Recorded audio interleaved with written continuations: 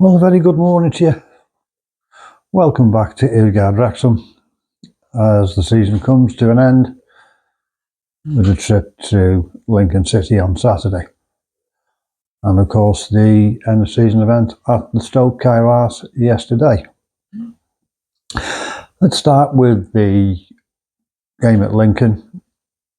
Bit of a dead rubber, really.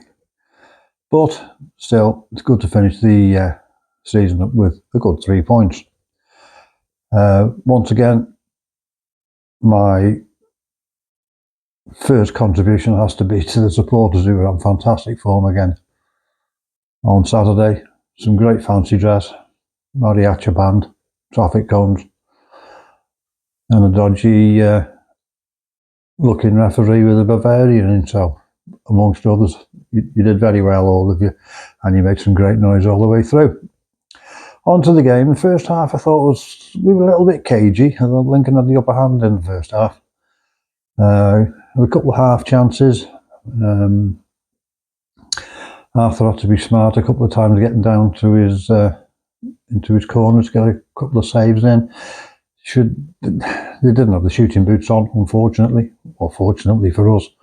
So it went in 0-0 half time. And the second half started off much the same, really. We came into it a bit more, about 5 minutes into the second half. Started pushing and put my stamp on the game a bit better.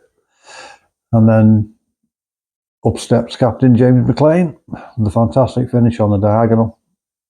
Brilliant strike. 1-0 up, thank you very much. That's it, job's done.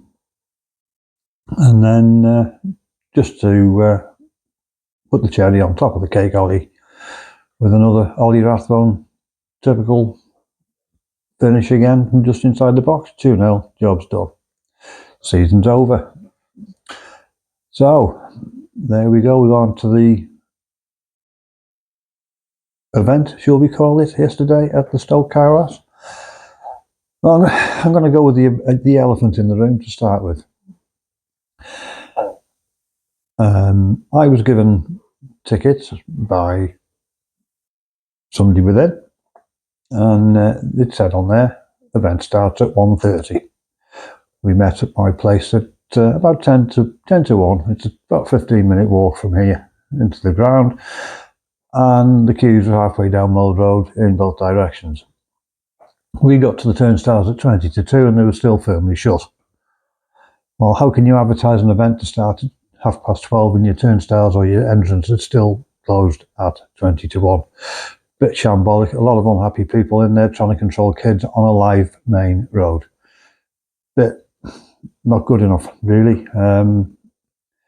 There should have been more protection for the fans in that situation in way of the traffic coming up and down the Mold Road. Saw a couple of near misses myself. No, really, as a safety thing, that was just wrong on every single level. Mowing out the way, we get in. The event itself, yeah, it was good. Have to compliment Jason Mohammed, as anybody who knows Jason, very, very staunch Cardiff fan. So, like he said himself in his opening speech, he's come up to taste success. He handled the presentation fantastically, very professional, humour when it needed, an excellent day, really good. The presentation side of it was brilliant, and Jason handled it brilliantly. Now, on to the award winners. I was a bit torn for the goal of the season between Sam's, should we call it a scissor kick against Charlton, or Mull's unbelievable strike in the mist. In the end, I went with Mull's purely for the technique, really, more than anything. So I made up for Paul to get that one. He's had a bad time this year. So I think that will make him feel better in himself. And as Phil, the gaffer, said, both he and Ollie will be back for pre-season training in August. So watch this space on that one, and hopefully that will be so. Ollie Rathbone, player of the season. There's nothing that I can say that hasn't been said about Ollie Rathbone. When he came off his debut, I thought there was, I think we've got something here. You can see he was short on match time, a bit rusty, but got injured and then came back. Now, whenever I talk to anybody about Ollie Rathbone, I just call him the Duracell bunny, or the batteries are available. His work rate is phenomenal, not just with the ball, but without it as well. Well-deserved player of the season, in my very humble opinion. And here's hoping to many more.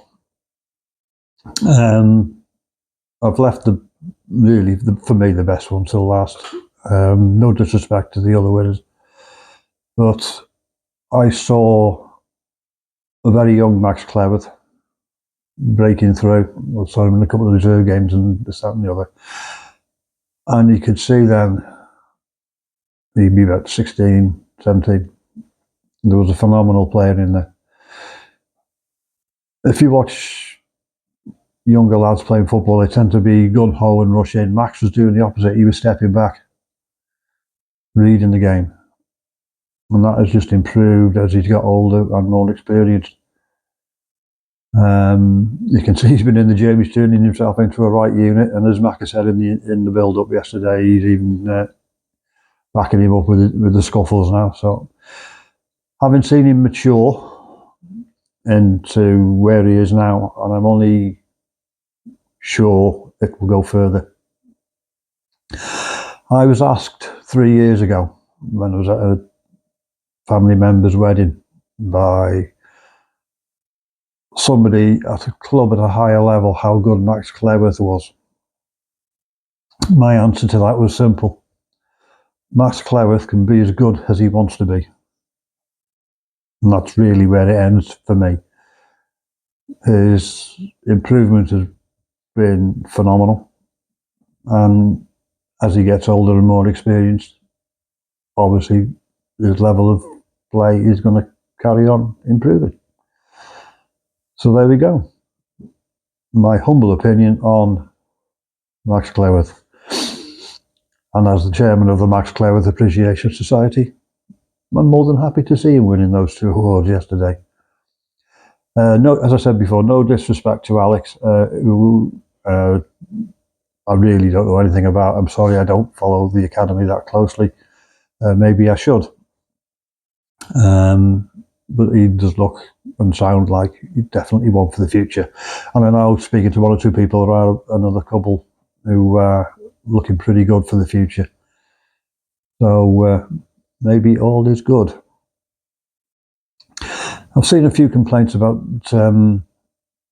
queues and things and sound systems. Well, where we were, Wrexham Lagersan, it was fine.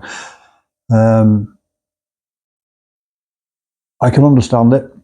I think by the sound of it was put together quite quickly. So maybe it wasn't perfect. Getting into the stadium was far from perfect.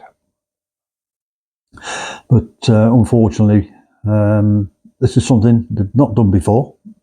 And mistakes were made, yeah. I'm sure they'll learn from it. But on the whole, it was a fantastically well done, well presented event.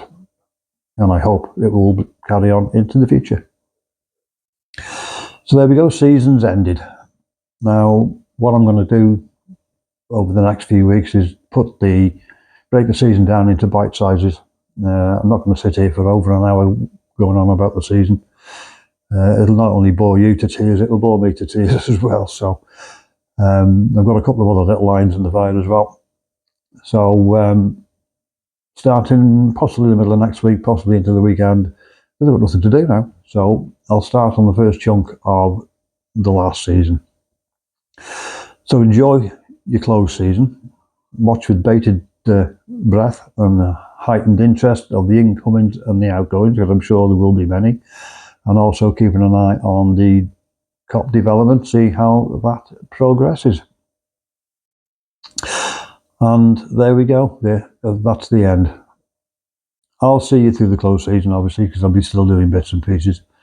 And I'm thinking about doing a few other bits and pieces, expanding the content going forward into next year.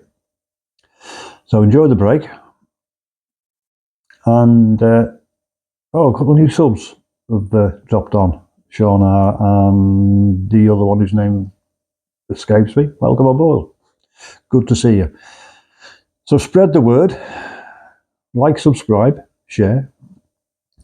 Comment below on the pit of doom below. If anybody's got any questions about anything, be it the club, be it my time there, or whatever, any general interest, if I can answer it, I'll do it for you. So enjoy your break. I'll see you with the breakdown of the season going forwards, and in the meantime, as I always say, see you later.